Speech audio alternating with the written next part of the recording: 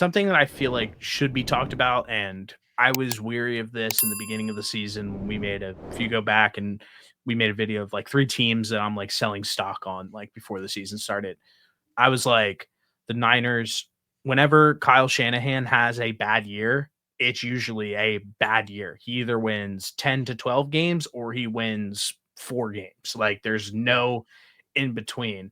And I kind of was like, Niners are definitely going to have a year from hell this year. It was just like brewing up. Everything was it was kind of like the perfect storm this offseason. So right now, they are currently 5-7, fourth in the NFC West. And I think the big tagline out of this entire situation is just injuries. CMC missed 2 months of the season. And then on Sunday night, last night, he tore his PCL, it sounds like, and he's going to miss the rest of the season. Big blow. Ayuk tore his ACL after those contract disputes in the offseason. Drake Jackson out for the season. He didn't even get to play this year, an edge rusher for them. Elijah Mitchell, even though they have had good running back play from their backups, Elijah Mitchell was a higher end backup for them. He's out for the season. Javon Hargrave, a D tackle, out for season. Hufunga started out on the IR, got banged up again, hasn't been back. Dre Greenlaw hasn't played yet this season from the torn Achilles in the Super Bowl. Trent Williams, Brock Purdy, Nick Bosa, Lenore are all banged up right now. Debo's banged up. He's clearly like a shell of himself.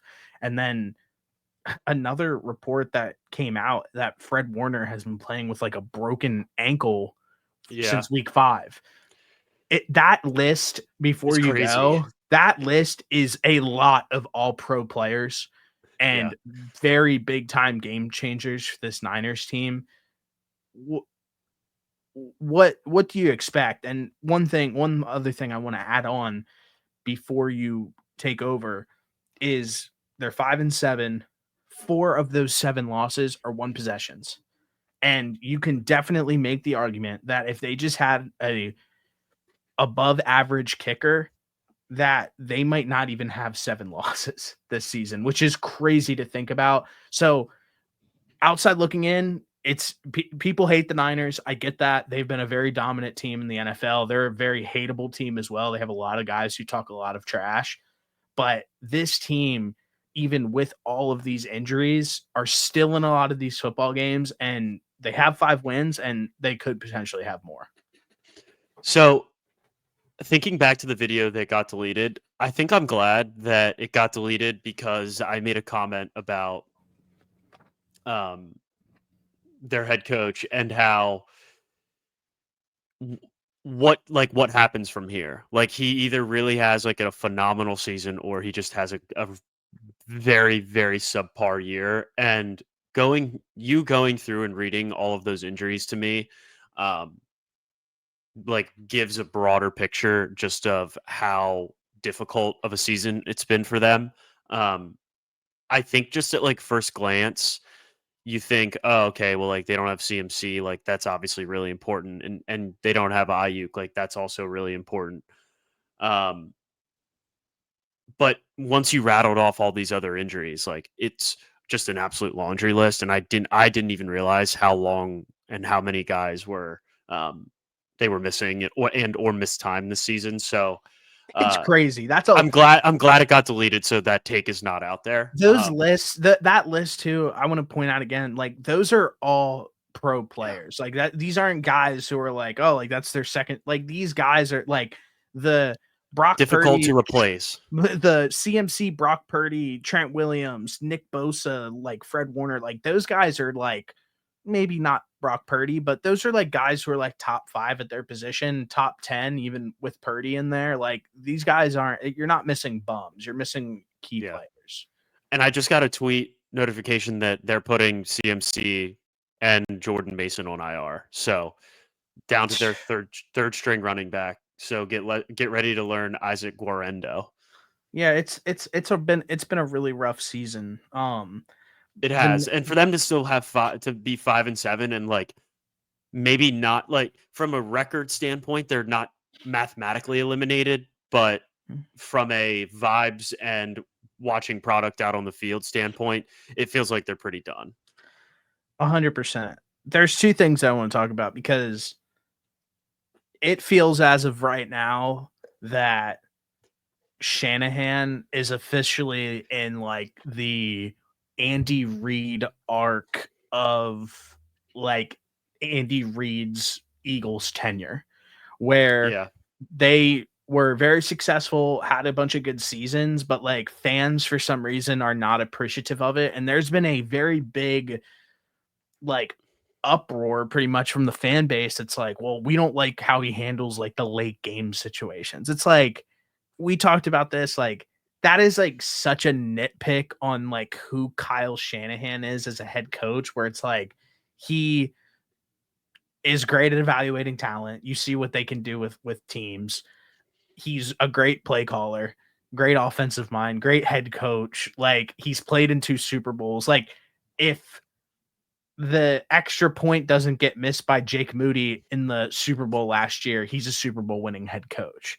So it's just now, right now, it feels like the Niners fans are not appreciative of who Kyle Shanahan is as a head coach. I mean, they've had one rough season in like the last 5 years, and to automatically turn your back on him, it just really reminds me of the Andy Reid situation with Philadelphia. And no matter where Shanahan goes next, you know for a fact that he's going to be successful. Yeah, I feel like even if you were to read that list of injuries off to a lot of the Niners fans, they would probably not even realize how long of a list it was, as far as injuries go. But yeah, I mean, there's 15 teams at least that would take Shanahan as their head coach at the drop of a hat. So, I mean, I think that that's a great comparison with the whole Andy Reid situation. They had both guys just couldn't get over the hump, had really talented rosters. Fan bases started to get antsy, started to get frustrated, not able to win the big one. And then we saw Andy Reid go and win, what, 3 Super Bowls with the Chiefs. And Yeah. I know that if Niners fans were to force Shanahan out of San Francisco and he were to go win elsewhere, it would feel like one of the dumbest situations possible. And Yeah. 100%. it would feel bad, but I also do understand there is probably a certain point where, like, you need a fresh start. You are unable to get it done at a certain place, and a fresh start helps. I mean, I don't really think Andy Reid would have won a Super Bowl in Philadelphia, but they moved on. They were still able to get their first without him as a head coach, so it kind of takes away from that fact. They also didn't have Patrick Mahomes as their quarterback, which that's not their own fault, but um, the last thing that you want to do is push out a really successful head coach, um, when you have one. It's so hard to find good head coaches in the NFL, and like there's so many. We see the amount of turnover that happens, and when you have the opportunity to keep a guy there long term that is wins you a lot of football games, gets you to Super Bowls, like it feels foolish to push them out. Yeah. And I think something that he doesn't get credit for at all is I don't know how involved John Lynch is from like being an actual GM standpoint, or people not giving Kyle Shanahan the amount of the credit of the amount of influence that he has on the players that get brought into the building. And that's strictly Shanahan. Like Shanahan has a mind where he sees a guy and he takes him under his wing and can flourish in that aspect. Really good example of that is Brock Purdy getting drafted with the last pick of the 7th round, while they had somebody who they traded a bunch of picks for in Trey Lance in the same building, who they took 3 overall.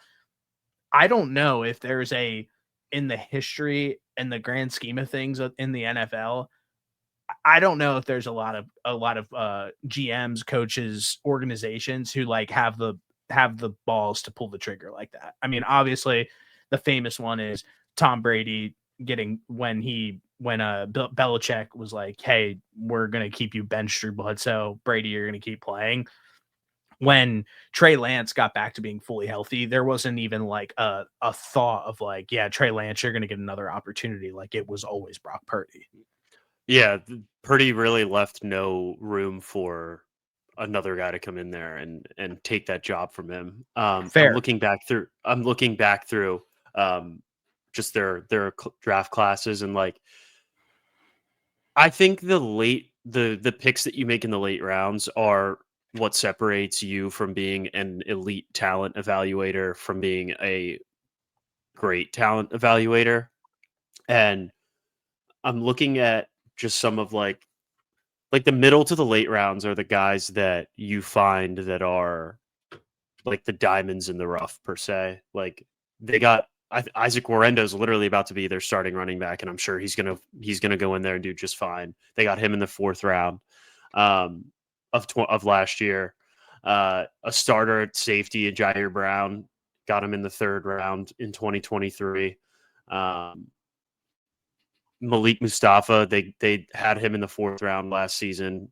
Back in 2021, they drafted the safety Hufanga. I don't know how to say his last name. Um, Hufanga. Hufanga, yeah, but 4th round pick. 2020, they took Jawan Jennings in the 7th round. Like those are all Yeah. guys that I have mean, played significant roles on their team, and they were all drafted like not 1st or 2nd round guys. So and Brock Purdy is going to be the highest paid quarterback after this offseason, and he was the last pick in the 7th round. So, like, that yeah, icing on the cake right there.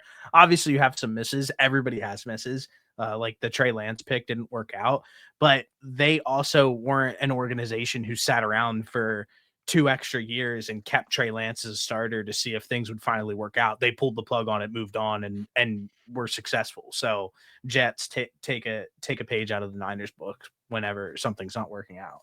But Raiders too.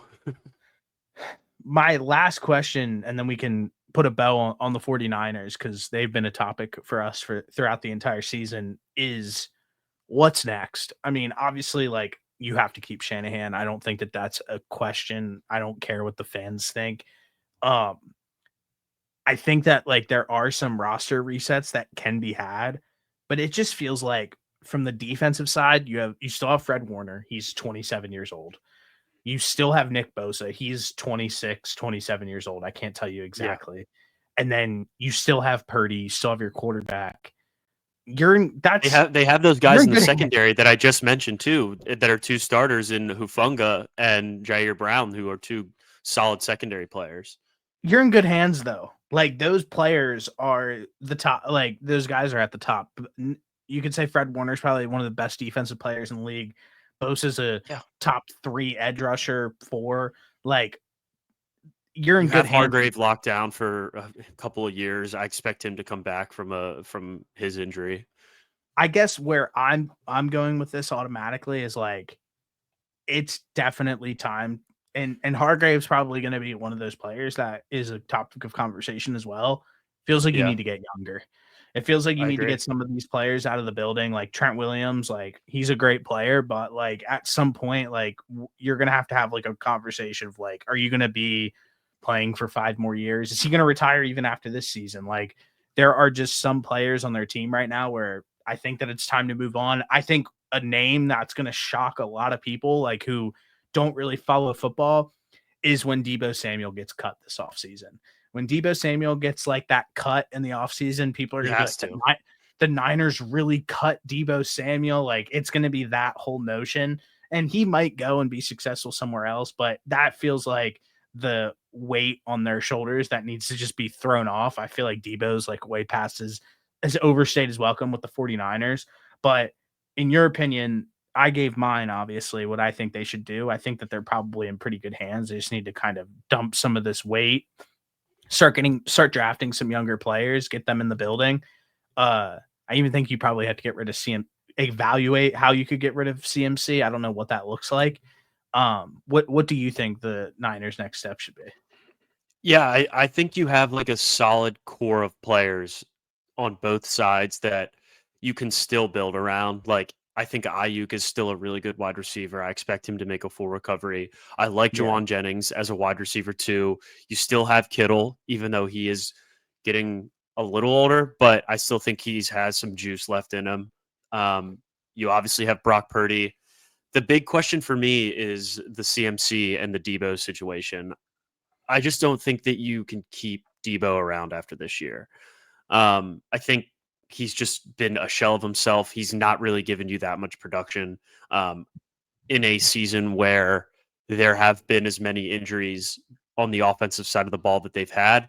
That's a guy that I really expected to step up when CMC was down and when Ayuk first got his injury, and we just haven't really seen that from him. So that that Debo Samuel has been cut tweet is going to be a shocker to a lot of people, but I think it makes like the most sense. Christian McCaffrey, on the other hand, if I'm, it's easy for me to sit here and say this because I'm not Christian McCaffrey and I'm not one of the best running backs in the NFL when healthy. This guy's played 4 healthy seasons, maybe in his entire NFL career, where he's played more than 16, like more than 15 games. Like, what they either need to do is like I don't know if the running back by committee is an option when you have Christian McCaffrey as one of your running backs, but I'd rather have some Christian McCaffrey than none.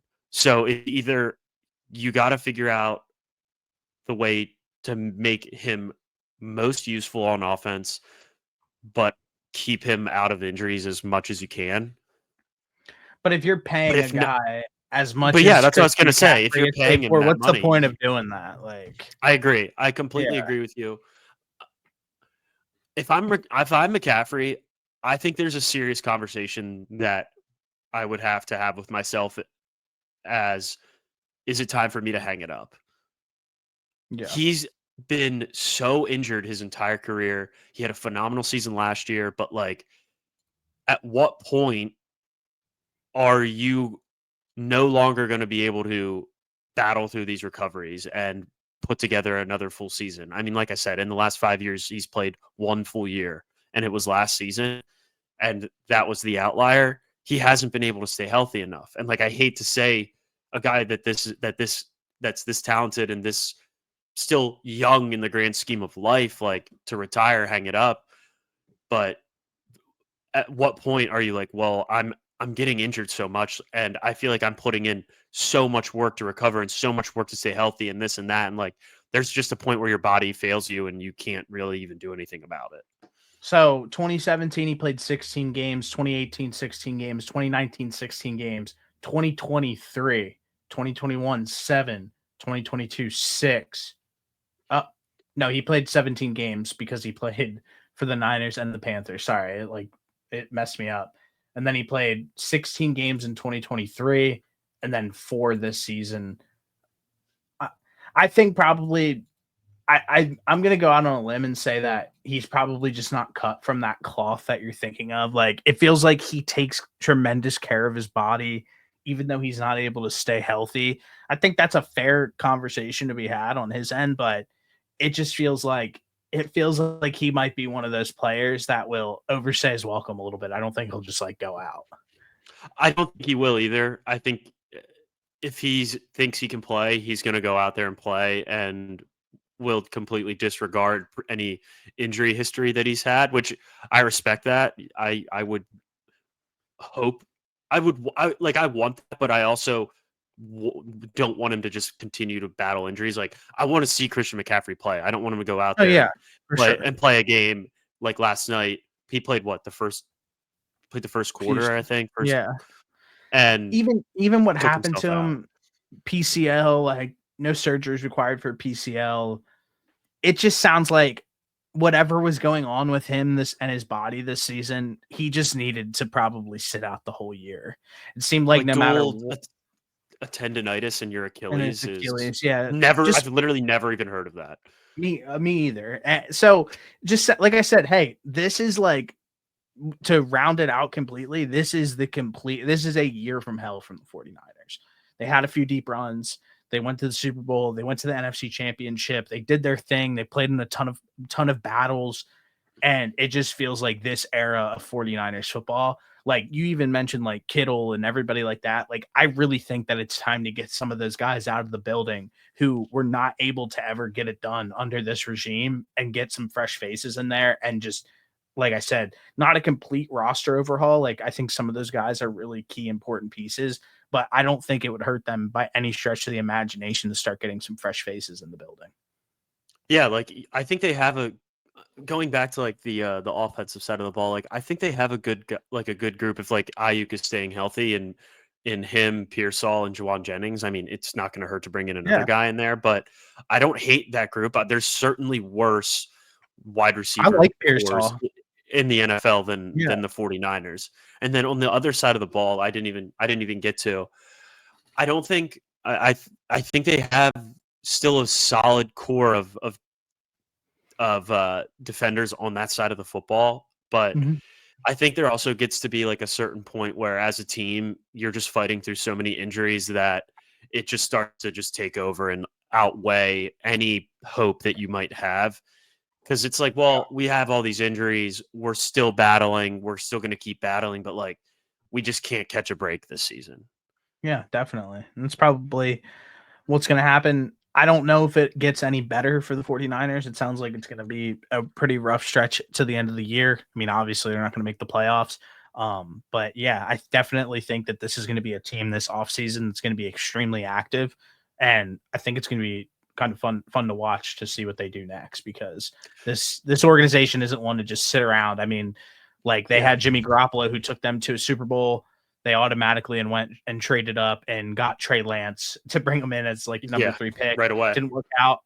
Trey Lance didn't work out. They brought in Brock Purdy and he's their starting quarterback now. Like this team isn't one to just sit around and watch things Yeah. happen and crash and burn. I think that they will be proactive this offseason. And like I said, I'm excited. I'm actually excited to watch that play out. I don't think they have a choice. I think it would be foolish for them. And I think people inside that organization and just the way that we've seen them operate the last few years, it seems like they have a pretty good grasp on keeping talent and or when the page needs to be turned on said talent. So I think they're looking at a big offseason as far as refreshing this 49ers roster. I agree completely. White clouds blowing out when we max